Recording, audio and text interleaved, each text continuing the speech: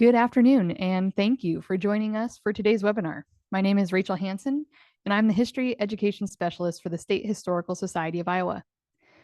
The Iowa History 101 webinars, presented on the second and fourth Thursdays of each month, explore Iowa's history from pre-statehood to current day. You can learn more about this series and all of our programs on our website at history.iowa.gov. Please remember to sign up for each webinar you would like to attend, and don't worry if you can't watch live. All presentations will be recorded. A few housekeeping points before I introduce our speaker today. Everyone came into this webinar on mute with cameras off. Closed captions are available by clicking the closed caption button on your screen. The webinar is being recorded and will be placed on the Iowa Culture page of YouTube in a few days.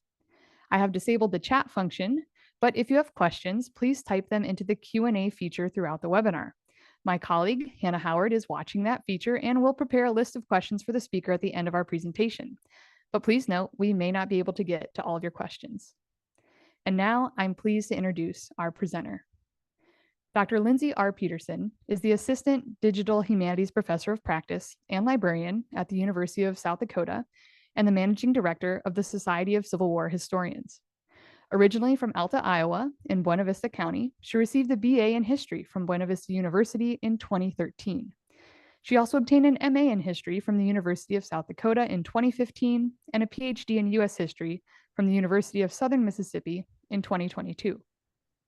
Her research has been published in numerous scholarly journals, including War and Society and Civil War History. She is also the winner of several awards and fellowships, including the 2024 Anthony E. K. Memorial Essay Award from the Society of Civil War Historians. You can learn more about her work at lindseyraypeterson.com. And now I'm happy to turn it over to Lindsey to begin the webinar. Thank you so much, and thank you to everyone for attending and those watching after the fact. Iowa is not commonly a topic associated with Civil War history because the state was so young, but I hope today to introduce you to some of the rich history from the state where women engaged with wartime support services and contributed to post-war efforts to shape how the war was remembered.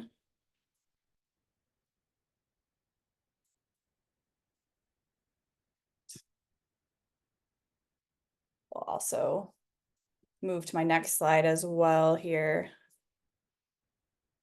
So today I'm going to talk a little bit about Iowa in the mid-19th century, exploring a couple maps briefly, and then I will discuss Iowa Local Ladies Aid Societies, or sometimes called LLASs, during the wartime home front.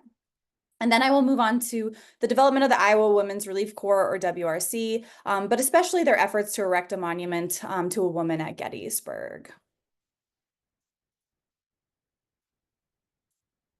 So this first map is a map of native lands in Iowa, and native settler relations were a major impact on Iowa's wartime work. And I'm actually going to move us on to a second map right away here that shows native land holdings and cessions. Territorial and later state boundaries were drawn on native lands in Iowa, and they were ceded to the U.S. from the Ocheti-Sakowin, Yankton Sioux, Sisseton Wahpeton, Otoe, Missouri, Iowa, Kickapoo, Sauk, and Fox tribes. And Iowa's Euro-American settlement and development determined the framework for how local ladies' aid societies would operate and interpret their aid during the war. You can see this when you look at this 1850 population map of Iowa. So lured by promises of fertile farmlands in the 1830s and 40s, many Euro-American settlers, primarily from New York and Pennsylvania, migrated to Iowa and colonized the region. They established homesteads and communities, largely in the southeastern portions of the state, which you can see here in this kind of darker grayed out area. And during the 1840s and 50s, men and women worked to develop the new territory, which ultimately, as many of you know, achieved statehood in December of 1846. By 1860, on the eve of the Civil War, Iowa remained predominantly rural. It had emerging urban areas in Keokuk, Iowa City, and Dubuque, and these regions were tied to national and eastern economies through river, road, and railroad networks. Closer to the western and northern boundaries of the state where I'm from, land rights were more contested, and the region was only sparsely settled by Euro-American settlers, especially in that northwestern corner of the state, excuse me. And so on the eve of war, Iowa was in a precarious position on the frontier between more settled regions of the United States, where the Civil War was fought, and more contested regions in the Trans-Mississippi West, where American Indians fought against colonialism to maintain their tribal sovereignty. And these features of Iowa's territories and demographics really shaped how white Iowa women understood their wartime service to the Union and set apart their service from other more settled states. And so very briefly on Iowa and the Civil War, because we're going to focus on the home front. Iowa, under the direction of its wartime governor, Samuel Kirkwood, deployed over 76,000 men to support the Union war effort. They primarily fought in the Western theater of the war against Confederate troops, as well as the Trans-Mississippi West against American Indians. The state was expected to contribute resources to the war effort as well, items like food, uniforms, salt, and medical supplies, in addition to other materials. And this was an especially difficult task, considering that Iowa was a relatively poor state at this point when compared to more settled areas of the Union. And so much of this work was directed and channeled through the U.S. Sanitary Commission, especially through Iowa's women. And so early in the war, small unorganized groups of local women wanted to support local men in the field, especially their husbands and sons and brothers. And so by the summer of 1861, after spring campaigning had made it clear that the war would not be over quickly, they revised these ad hoc aid efforts into more permanent local ladies' aid societies, so structured societies with presidents and secretaries. And the first of these was organized by Annie Wittenmeyer of Keokuk, Iowa. And Wittenmeyer systematized aid work by identifying and tracking other aid societies already operating in the state, and then encouraging those women to form new networks through her in Keokuk. She communicated with the societies, writing to them, providing guidance on how best to run a society and to distribute their supplies. One woman, Elizabeth Sherrill from Waterloo, wrote to Wittenmeyer in September of 1861, writing, "There have been many gone from our village and vicinity to fight the battles of our own country. Would it be too much trouble for you to tell us in what way we could cooperate with your society in this good work?" And so in this process, Wittenmeyer and other women were quickly establishing unofficial supply networks from Iowan communities through Keokuk and to Wittenmeyer to soldiers at the front. Women collected supplies locally. This is very much a local affair. They collected supplies locally, they sent them to her, and then distributed them to the troops. In September 61, Edmund Shepard wrote to Wittenmeyer, thanking her for her work and encouraging more of it. He implored, "Then come forth, ye sisters of Iowa, and stand to the right and labor in a cause so just and prove our patriotism." Deeming aid work to be a natural extension of women's work, Iowa women sought Wittenmeyer's leadership in forming an aid network. The state's underdeveloped infrastructure and rural characteristics shaped the development and operations of aid work. As a state with a fairly primitive transportation system and, as we all know, unpredictable weather, long-distance travel restricted the establishment of societies to places where women could actually carry meetings and carry out their work. And because of this, local ladies' aid societies predominantly emerge and develop in urban areas, specifically the southeastern and central regions of the state. Other women formed societies in cities along the Mississippi and Missouri rivers, including Council Bluffs on the Missouri. That, of course, allowed for easier communications and transportation. Marjorie Ann Rogers, an upper-class woman living in Tama County, became involved in volunteer aid work during the war when her husband, Samuel Rogers, enlisted as an assistant surgeon in the 30th Iowa Infantry. She was burdened with maintaining a farm without her husband, and so initially Rogers did not feel an instinctive devotion to the Union cause and lamented, "Where was all my patriotism, my loyalty, my love of country? It was gone." After adjusting to farm work without her husband, she began to come to terms with her circumstances and was able to manage their homestead quite nicely, but she did actually move into Toledo to live with her sister in town. And when she'd moved to town, while there, she discovered a local ladies' aid society, and it was vital in recapturing her loyalty and devotion to the Union cause. And so fewer in number, there were aid societies in Western Iowa as well that developed along river and rail networks. Council Bluffs and Fort Dodge are two examples of more prominent aid societies in the western regions of the state. And they operated similarly to the southeastern ones, but on a smaller scale. And many women considered the survival of Iowa families to be their most important goal. And that was a task that was made more difficult in Western rural communities, where many women were laboring on farms to provide for their own families and did not always have the time and energy and resources to do both. And so one of the really interesting things that emerges in Iowa is the ways in which aid work was created by women, but when men challenged that authority and that political control over aid work, women resisted and continued to assert that aid work should be something under the purview of women.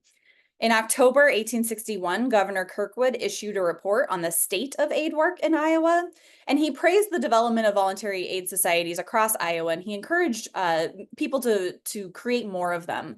But he also established the male-led Iowa Army Sanitary Commission to govern the state's aid work. And forgive me, there are about 10 million organizations in this, and all of them call themselves the commission, but I'll try to keep it as clear as possible. So the Army Commission is one that is created by Kirkwood, and it is run by an entirely male-led body. The Army Commission operated as an auxiliary to the United States Sanitary Commission.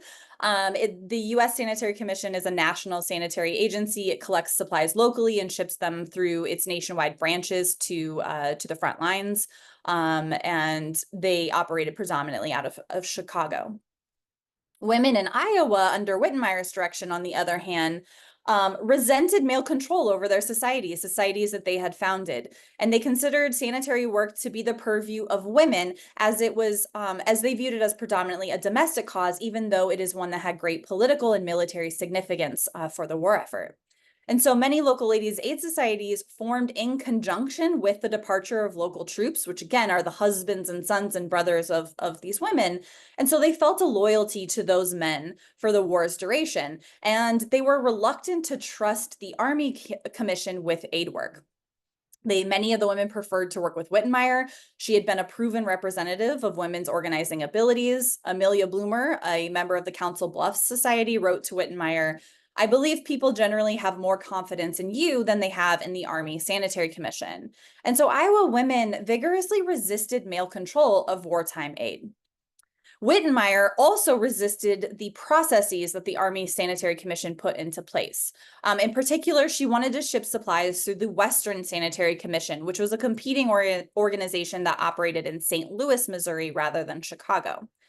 Wittenmeyer and other Iowa women argued that the Western Sanitary Commission was a more appropriate outlet for Iowa's sanitary distribution because its supplies were channeled to the Western Theater, which is, of course, where Iowa troops were primarily fighting. And for many of these women, their connection to this work is through the male members of their families who've enlisted and, again, are fighting in the Western Theater. Not only that, there was a practical component to it. The Northern Line Packet Company sent supplies from Keokuk to St. Louis free of charge for Wittenmeyer. And the Army Commission, on the other hand, was reluctant to work with the Western Sanitary Commission because they had accused them of mishandling supplies and therefore opposed distribution of supplies through them. So it's fairly common to accuse different aid networks and supply networks throughout the war of keeping supplies for themselves. And so this competition really heats up between male-led efforts and female-led efforts for sanitary work in Iowa. And what ultimately happens is the competition does not actually help with aid work, it hinders it. The growing competition between the National Commission and Western Commissions and rumors of these mishandled supply networks discouraged many women in the state from engaging in sanitary work. These rumors are circulating throughout the state. Iowans are now accusing Wittenmeyer of withholding sanitary supplies from people who would not purchase milk or eggs from her, as well as favoring some soldiers over others. Marjorie Rogers, for example, advocated for working with the Chicago Commission because her husband told her tales of mishandled supplies from the Western Sanitary Commission out of St. Louis. Accusations of this mismanagement were actually often false, but Iowans accused both commissions of keeping supplies for themselves and selling them on the black market. In the face of these scandals, Iowans couldn't agree on which commission to endorse. Mary Livermore, the U.S. sanitary agent out of Chicago, attributed Iowans' initial failures at sanitary work to their connection with the Western Sanitary Commission, her competing branch, and their inability to agree on which commission they should actually support. And so faced with these rumors of corruption, Women's support for relief societies and wartime aid work really waned. These scandals confirmed women's initial instincts to make relief as local as possible, and they quit working with these larger commissions and resumed sending supplies directly to the soldiers that they knew, while withdrawing from aid work altogether. Kirkwood argued that Whitmire and her supporters could have accomplished more if they had cooperated with the Army Sanitary Commission and hadn't resisted the male-led commission. And Iowa women, like Whitmire, on the other hand, believed that local women were best suited to care for soldiers. And so, still not convinced that the male-led Army Commission is the proper channel to distribute sanitary supplies, Whitmire requested that Iowa women meet at a convention in Muscatine on October 7th, 1863. And while in Muscatine, they established a female-led Iowa State Sanitary Commission, another commission title, I'm so sorry, and they appointed Whitmire as its president. So now we have the State Sanitary Commission, basically fighting with the Army Sanitary Commission. And at this convention, they identified two main goals. They wanted to supply aid to specifically only Iowa soldiers in the field. They were not interested in supporting other state soldiers. It was very much a local initiative for them. And second, they wanted to build a state orphan asylum, which I'm happy to talk more about in the Q&A if you want to learn more about it. Kirkwood considered this move impractical and impolite, and fundamentally at odds with the principles of the Union to exclusively supply aid to Iowans. He urged the women to send supplies to all Union soldiers, not just their relatives. And Anne Harlan, the wife of wartime Iowa Senator James Harlan, agreed. Aimed at Whitmire, she wrote, "True women will provide aid above their efforts to magnify their personal consequence." And so with the establishment of the Iowa State Commission, we have two state sanitary commissions operating independently in competition with one another, one male-led, one female-led, and they both disagree on whether they should distribute aid through the Western Sanitary Commission in St. Louis or the U.S. Sanitary Commission in Chicago, or potentially locally. And that competition and disagreement hurt both commissions' abilities to gather sanitary supplies, as well as attract new members to the cause. And so Anne Harlan sought reorganization to address these issues in 1863.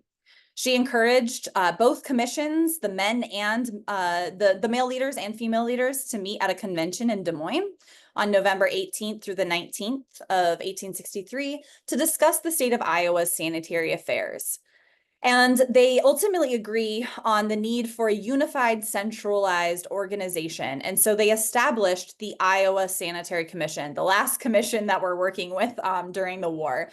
And it is actually both male and female led. And so they were able to assert that women should occupy these upper level political roles within the state and have authority over sanitary work. And so the delegates decide as another compromise that they will distribute those supplies through both St. Louis and Chicago. The compromise is very effective, and it greatly increased aid work and Iowans' ability to contribute supplies to the Union war effort. Marjorie Rogers wrote, "We all felt relieved and encouraged to go on with the good work, which must not stop." Another Iowan commented, "Sanitary affairs in Iowa were undoubtedly better organized at this time than they had ever been in any previous period."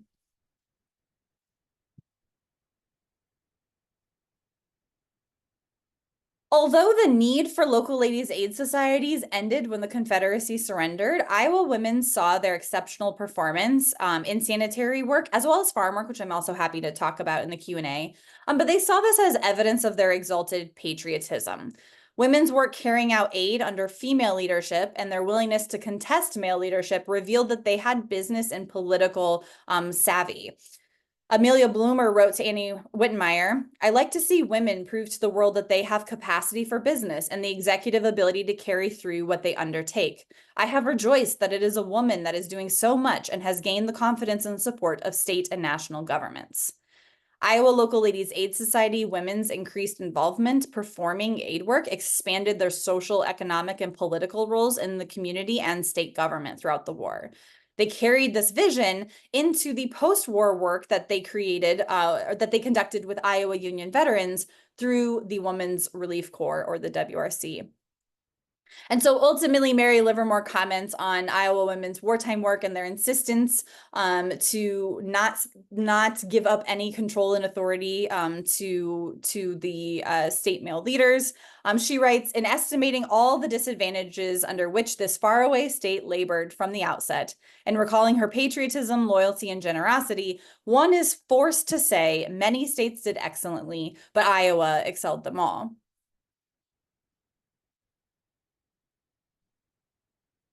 Iowa women's reluctance to surrender control over aid work to men carried forth into the post-war era as they formed Women's Relief Corps, or WRCs. The WRC is an all-female auxiliary to the Grand Army of the Republic, or GAR. The GAR is a Union veterans organization. It's a fraternal body, and you have to be a Civil War veteran fighting for the Union in order to join. And so the remnants of these local ladies' aid societies existed in small, informal ways in the post-war period, continuing to do political work, especially for orphans of Union veterans.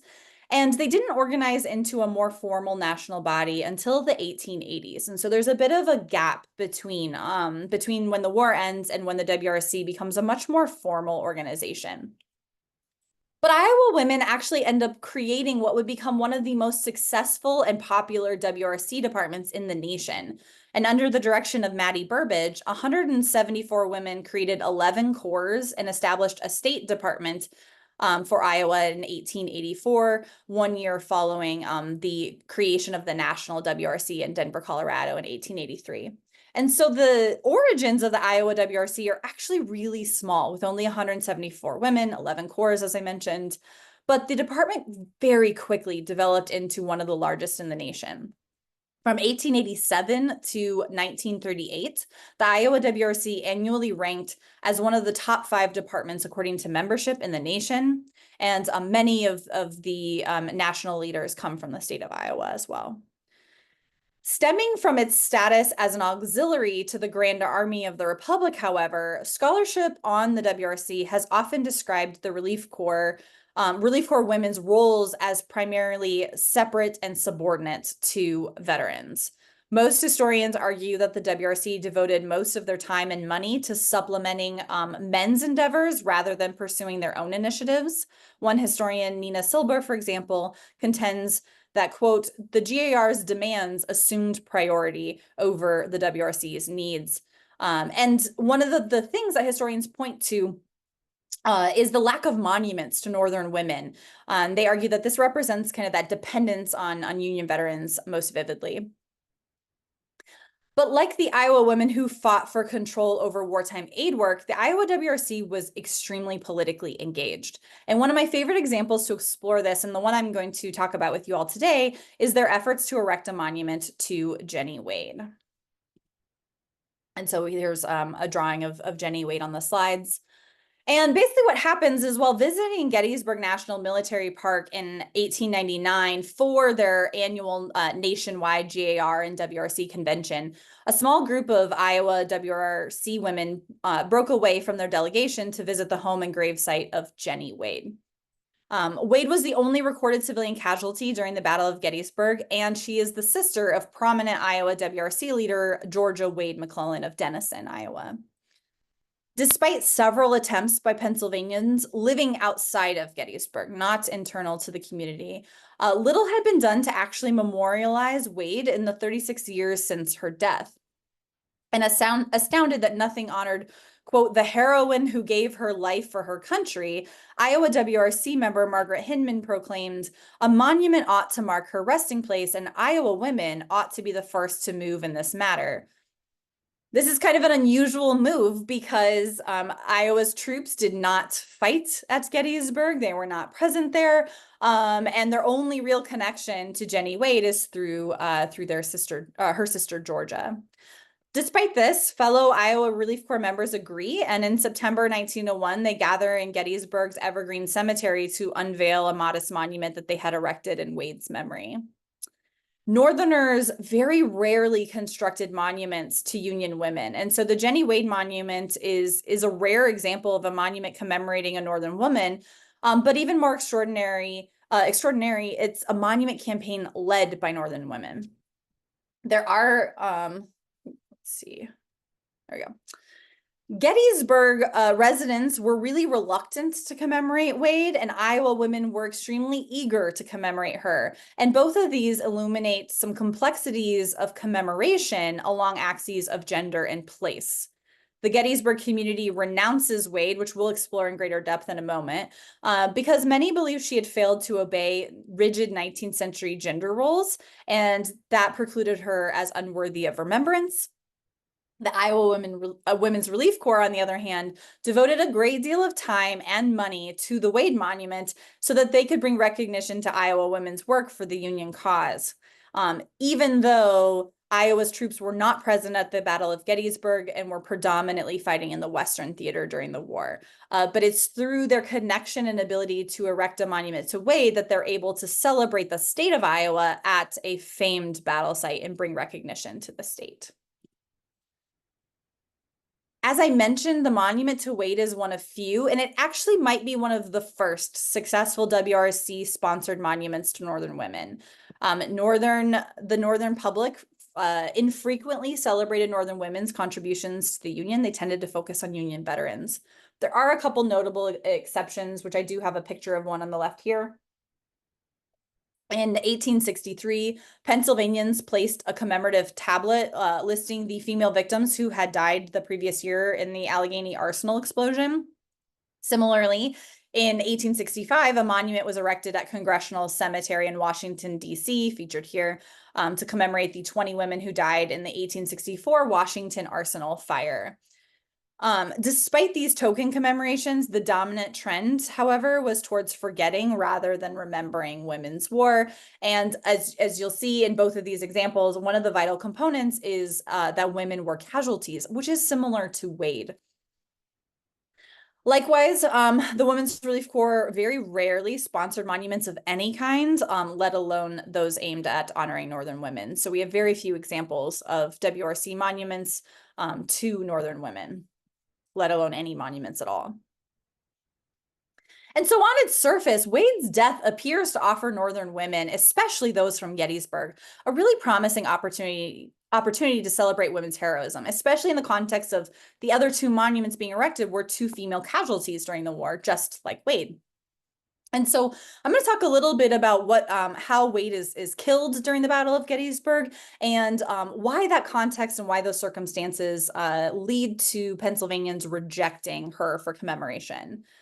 And so when Confederate troops arrive in Gettysburg on June 26, 1863, Wade's sister, the future Iowan, Georgia McClellan, gave birth to her first son while her husband was absent serving with the 3rd Pennsylvania Cavalry. With McClellan bedridden, Wade and her mother cared for her and the newborn baby in their home on Baltimore Street, while also reportedly aiding Union soldiers by nursing the wounded during the battle and serving them food and water. And it's in this service that on July 3rd, Wade was shot and killed while preparing bread in the McClellan home. And so with hands allegedly covered in bread dough that she intended to feed to Union soldiers, Wade's death really has the opportunity to symbolize womanly sacrifice and virtue to the Union, but for 36 years, nothing memorializes it. Northerners often struggled to agree on which women deserved recognition or how they should be remembered, and that lack of consensus contributed to the erasure of Northern women's wartime contributions. So for many Gettysburg residents, Wade did not symbolize the narrative that they wanted to construct about Northern women's wartime achievements.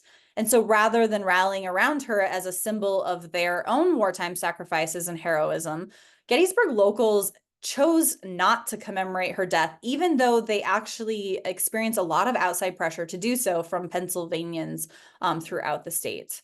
And there are kind of three main reasons for why. The Wade's family reputation and Wade herself's reputation, specifically her failure to live up to 19th century gender roles. So Wade's father had an extensive criminal background, and so that is not helping matters. But for the most part, it's Wade herself. The community members were questioning her sexual virtue.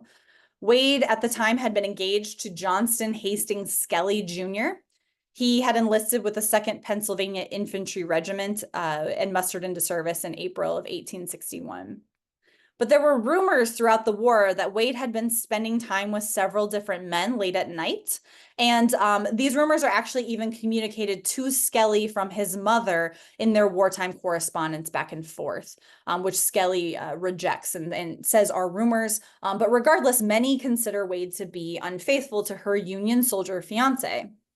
And within separate spheres ideology at this time, white women were held to strict standards regarding their sexual purity.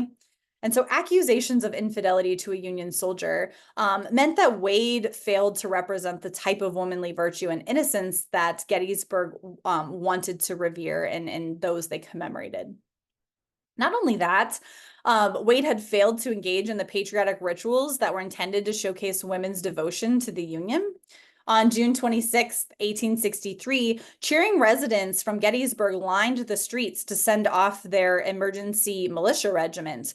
But Wade is absent from those celebrations. And 4 days later, when residents returned to Emmitsburg Road to cheer on Union General John Buford's cavalry division, she's once again missing.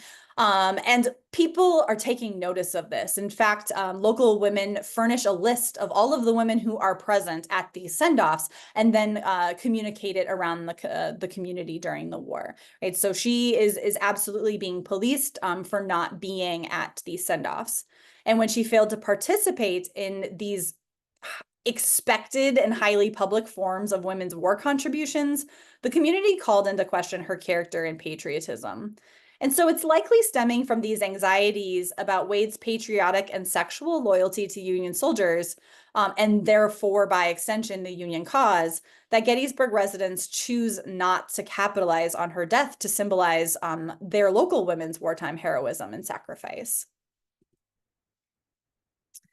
Iowa Relief Corps members, on the other hand, happily exploited her death to celebrate their own wartime contributions. They saw an opportunity here and they took it. To protect their project to commemorate Wade against accusations that Wade had been disloyal and unworthy of recognition, the Iowa WRC labored to make her commendable in her own right. So they largely obscured allegations of sexual impropriety, and they claimed that she was highly virtuous. The Iowa WRC paid particular attention to Wade's appearance and her devotion and engagement to Skelly, and they asserted that that proved she was of the highest moral character. One paper reported, Jenny Wade was a beautiful young woman, strong in character, and a firm adherent to the Union cause. This is not unusual. Antebellum Americans often conflated beauty with morality. And so describing Wade as a, quote, good-looking but modest and a beautiful young woman affirmed her high moral character to readers. The editor of one article continued, she had many friends in Gettysburg and was much loved by the young men in the vicinity, upon whom she had turned a deaf ear because of her engagement to Corporal Skelly.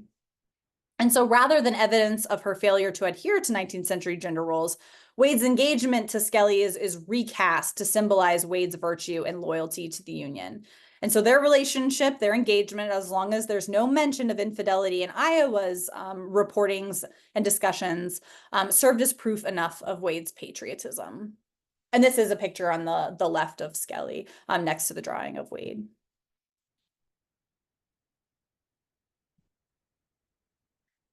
Soldiers were associated with the highest form of civic virtue during the war and into the post-war period. And so women were compelled to make their wartime work seem as much like soldiering as possible.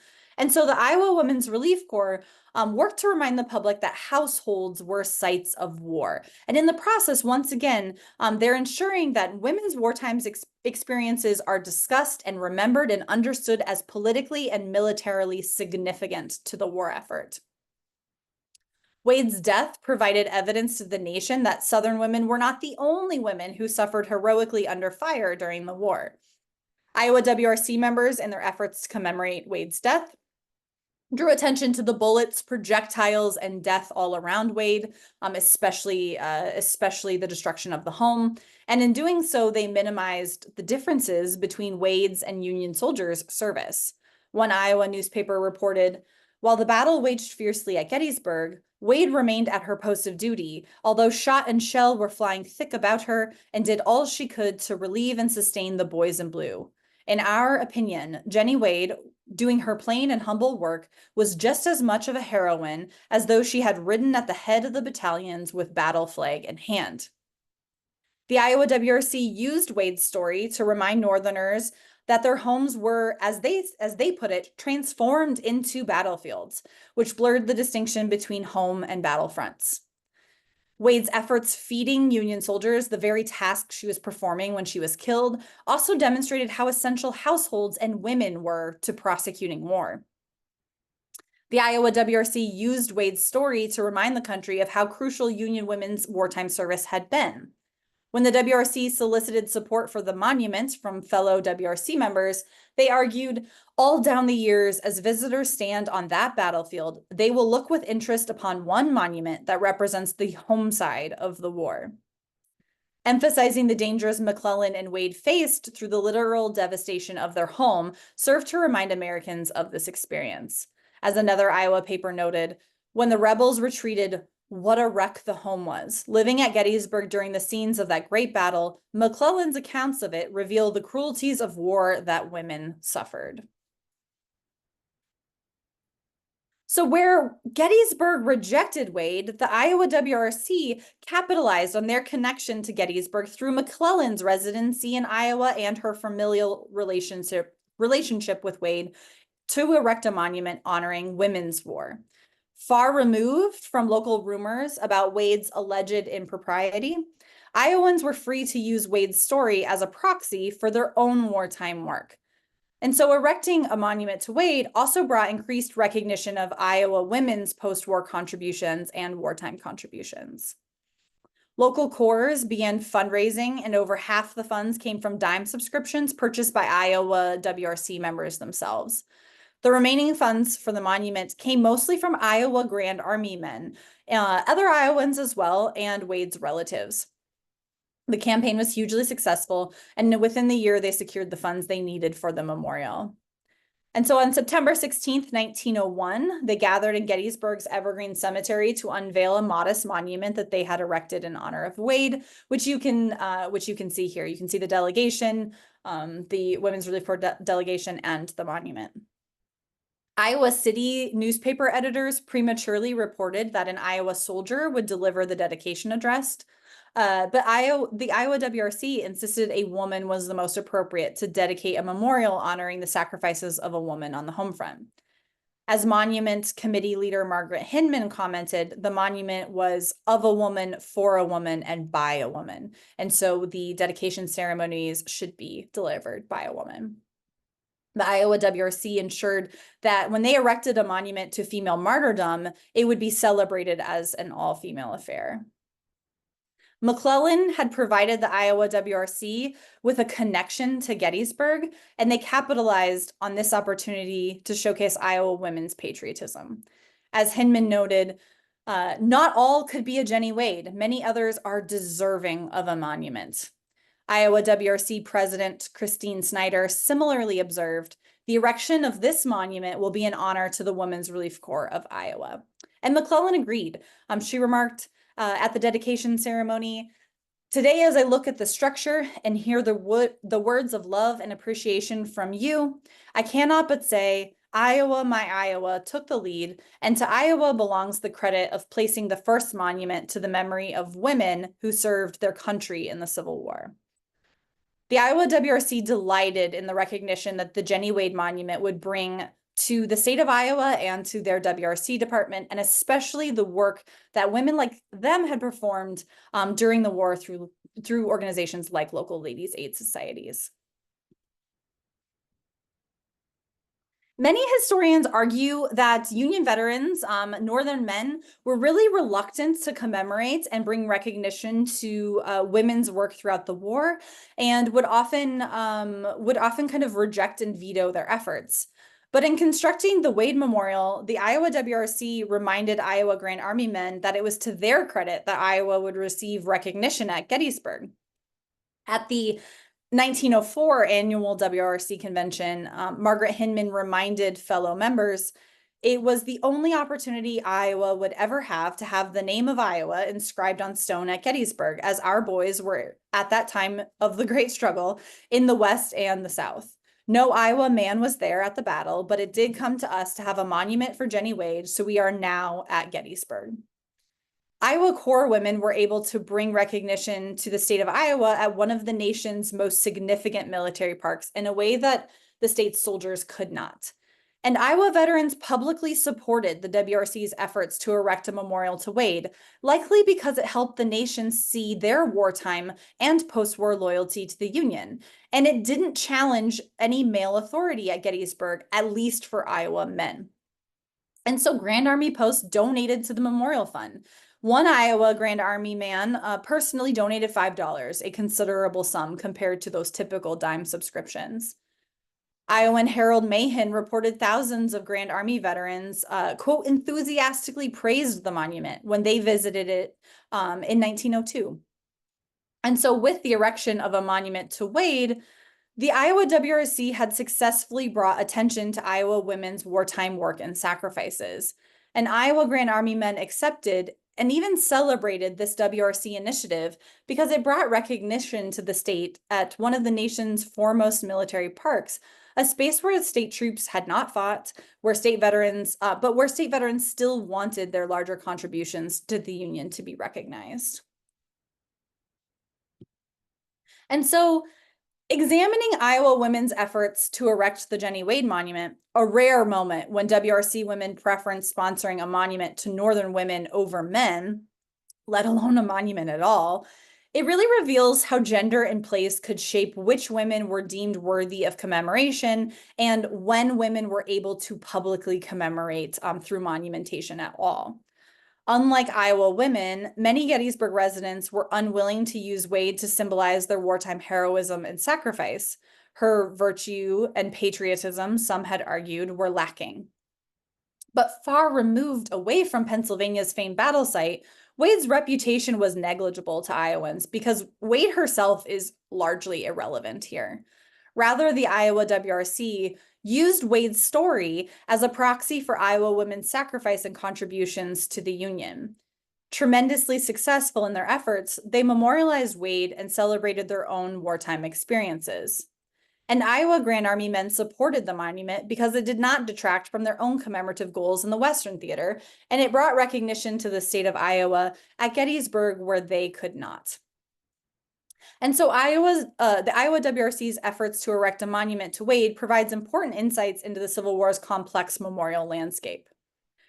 In Iowa, the WRC's narrative successfully overcame concerns about Wade's failure to conform to 19th century gender roles, revealing that the relationship between late 19th century women's morality and patriotism was potentially mutable, at least with enough distance, and is another reminder that from local ladies' aid societies during the war through their post-war efforts to commemorate women's experiences in the Women's Relief Corps, Iowa women were highly engaged and highly insistent that women have authority over these domestic matters and would ensure that women would have a place to engage in aid work and commemorative work, and in the process expanded women's political place in Iowa society. Thank you. Excellent. Thank you, Lindsay. We have time to answer some questions. As a reminder, if you have a question, please submit it through the Q&A feature on Zoom at the bottom of your screen. And please note that we may not be able to get to all of the questions. As we wait for some of those questions to come in, I'll kick us off with kind of a twofold question. First, how did you become interested in women's work during the Civil War, and why did you focus on Iowa women's work? Yeah, absolutely. So as you guys mentioned in the opening, I did my undergrad degree at Buena Vista University. And when I transitioned to doing my master's at the University of South Dakota, I really wanted to do something with the Civil War and commemorative history. And I've always loved women's history, right? I personally relate to it as a woman. And I started to dig into Iowa records because they would be local to me and easier to access. And I uncovered a really fascinating story that wasn't being told. And so through kind of advice and direction from my advisors at University of South Dakota, I started digging into the archival holdings at the State Historical Society and discovered a really rich collection of Women's Relief Corps materials. And there's much more to be said. So I hope if any of you know grad students or you do research that you dig into this topic. And so I was just really personally drawn to it as a woman from Iowa. And I was really drawn to women's tenacity during and after the war and kind of unwillingness to yield to male authority. Excellent. That's an excellent answer. All right, from our attendees, we have a question. Was the WRC instrumental in Civil War nurses getting pensions in the 1890s? They do have a role in this, but they actually have a lesser role than the Grand Army of the Republic itself. I think one of the reasons, and again, this is I think one of the reasons that veterans themselves were more involved in that process was because they worked hand in hand with women who nursed on the front lines, and so they had a very different experience than the women who remained home in local ladies' aid societies. And so sometimes there's some tensions between Army nurses and veterans who have more in common with one another and the women who operated in local ladies' aid societies on the home front, especially because for Northern women, they're very rarely under fire or subjected to any of the conditions that soldiers and nurses had. And so you'll see a lot of Army nurses get invited to Grand Army events, and they're allowed to speak and be part of these spaces where other women are excluded.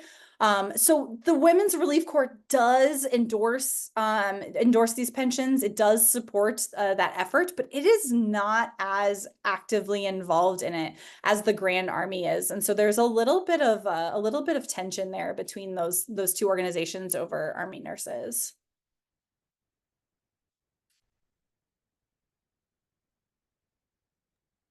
That sense of tension is really interesting, but makes sense, I guess, given the different kinds of work that women did. Yeah, and that's some of the stuff that, like, you know, the Wade Monument, right? There's a combat kind of experience there, right? The house itself is riddled with bullets. She's shot through the chest. And so they're able to kind of push a little further because of that context applying to Wade's death. Sure. Okay, more questions. Are there unmarked Iowa WRC women's graves that you would like to see marked that you know of? I have no idea. I haven't actually been to any of the grave sites. I've seen some of those markers. I think that they absolutely should be marked. I think that the women themselves in the Grand Army of the Republic were so dedicated to marking grave sites that it's probably something that they would like to see done. I also know that Iowa, the state archives have a pretty extensive record of women who participated in the organization, so it's potentially possible. Okay, speaking of those records, we have a question about existing membership roles for the Ladies' Aid Societies or Relief Corps. We have someone who's particularly interested in Toledo, Iowa names. I'm not sure. So one of the records are better for veterans. I'm not as sure on the Women's Relief Corps on the Corps level, like every year, because the WRC was so prominent between the late 1880s and up until the 1930s. They have really good records, but they don't necessarily do rosters for every single year. Sometimes those rosters, they have a more of an emphasis on preserving veterans' names than the women's names.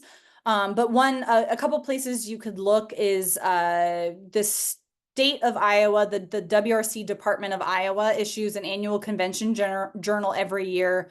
Some of them are on Hathi Trust and Google Books. The State of Iowa Historical Society holds, I think, almost a near complete collection of those. The Library of Congress also holds many of them as well. And so you can probably go in and find those localities. I wonder if there are I wonder if they have any folders related to the specific corps that operated there, or if a local historical society has any of those records. Sometimes local historical societies do have Grand Army and Women's Relief Corps bound volumes. I did a lot of research on the Wade Monument in Denison at their the Crawford County Historical Society, and in that home, in the bookshelves, is where they were hosting many of those items. And so some of them exist almost on display as part of those houses and local ladies aid societies. So I wonder if you could contact local county or any historical homes in the region. And then again, of course, the state of Iowa's historical societies records as well. But I'm not sure specifically on that one. That was a question I had as well, was how useful were county records in putting together this kind of research? I know that you've already mentioned our wonderful collections here at the State Historical Society, but it sounds like county records too were useful. Yeah, they're incredibly useful when you can find them. So they're so hit or miss. Sometimes, you know, of course, Northwest Iowa doesn't have that many because it's unsettled. You don't have those state organizations and societies spending the funds on the books, but there are some. I know Buena Vista University had a Grand Army book for the veterans that I got to I think transcribe when I was an undergraduate student working with Dr. William Feist there. But other counties have absolutely nothing. But the ones that do, they're usually a really rich treasure trove because they often have like correspondence between members and potentially spouses. So like I said, Crawford's was really useful. But it was probably one of the most useful county historical societies and allowed me to look at the Wade Monument, where other county historical societies had already kind of sent in materials to the state of Iowa. So, and the other thing is you can't search them on the internet as easily. So you have to kind of reach out to people and be able to travel in person and get there. So if you can, you know, cold call some people and email people, you might find materials. They often don't know what they have there. So there, it could be there. All right, I'd like to go back to something you mentioned earlier on in your presentation. Can you tell us a little bit more about the orphan asylum project that the Ladies Aid Societies were interested in working on? Yeah, absolutely. So one of the kind of unusual things about orphan work is women in particular are dedicated to it during the war. As early as during the war, where men are tending to think more about prosecuting and winning the war. And so that laid the groundwork for a really successful post-war Women's Relief Corps in Iowa. So I mentioned but they're a little bit different than the rest of the nation, right? They are erecting monuments to Wade, but they're also engaged in a lot of that aid work that they did during the war, and they're carrying it forth into the post-war period. And so Iowa, the Women's Relief Corps in Iowa does a lot of relief work aimed at orphans. And so it's an extension of women's place in society where they're kind of taking these symbolic roles of mothers over these soldiers' orphans. And they create one of the first orphan asylums for Union veterans in the country. And they raise funds for its creation. They also support the creation of veterans homes in I think Des Moines, but for sure Iowa City for Union veterans as well. And so one of the things I argued in my master's thesis is their insistence on being engaged in these political activities during the war sets them up for high political engagement after the war. And so women raise funds for orphans' homes. They support pensions. They support the veterans' homes. They create this really powerful state network in Iowa that other states then mimic, especially Midwestern states like Ohio and Illinois that have similar engagement. And so they're really kind of setting the stage for what it means to belong to the Women's Relief Corps. And relief is what that means, is providing that aid that they did during the war, but to the family members of Union veterans after the war. It's been a while since I've dug into the orphan home records, but it was a particularly an early movement in Iowa and a bit unique to the state. Yeah, clearly another, as you said, like an extension of their role on the home front. Yes. All right, this will be our last question. But for those of us who are interested in this topic in particular, where do you recommend people go to learn more? I do have two articles that I published stemming from this research today that I believe will be shared with you all. An article in Civil War history on the Wade Monument and an article in the Middle West Review on local ladies' aid societies. To learn more about women's war, Thavolia Glimpf writes an absolutely phenomenal book on the ways in which women, white and Black women, Northern and Southern women experienced the war effort and prosecuted the war in unique ways from men. That book is phenomenal. You can also, if you're interested in Civil War kind of commemoration and women's place in commemoration, this is actually an area where more research could be done. But Carolyn Janey has some phenomenal work on remembering the Civil War that looks at both the North and the South, men and women's contributions to the memorial landscape after the war. That's really phenomenal as well. And so those would be some great places. There's some other interesting avenues of research being done with Iowa that I didn't talk too much about in the presentation. But one of the things that you see in spaces like Iowa is they're really in these weird spaces between frontiers, like frontier conflict between indigenous people and settlers, as well as the more settled territories of the eastern United States. And so Iowa is really unique in that front, and there's a lot of work being done to explore how that place shaped how Iowans understood their war effort. In particular, women during the war see their contributions as exceptional because very few other states had to simultaneously contribute to the Union war effort and contribute to the Indian Wars. And so they see their kind of patriotism and their contributions as double or more patriotic than more settled states. And if that's something that interests you, Richard White's The Republic for Which It Stands is a phenomenal book looking at the intersection between the West and the East, the North and the South, the Civil War and Reconstruction. So that book is phenomenal as well. Clearly, so much more to dig into on this topic. Wonderful. With that answer, we will bring this webinar to a close. Thank you to everyone joining us today. And we would like to extend one last thank you to our presenter, Dr. Lindsey Peterson. We hope everyone will sign up for the Iowa History 101 webinars that take place on the second and fourth Thursdays throughout the year. There are many great stories to tell in the upcoming months. For more information and to register for future webinars in this series or to watch recordings, check out our website at history.iowa.gov. Looking to learn more Iowa history? You can find and watch over 90 recorded webinars of past 101 programs on the Iowa Culture YouTube channel. We look forward to virtually seeing you for the next Iowa History 101 webinar on September 26th. The topic will be the deep history of coal mining in Madrid, Iowa. Thank you all again for joining us today and have a great afternoon.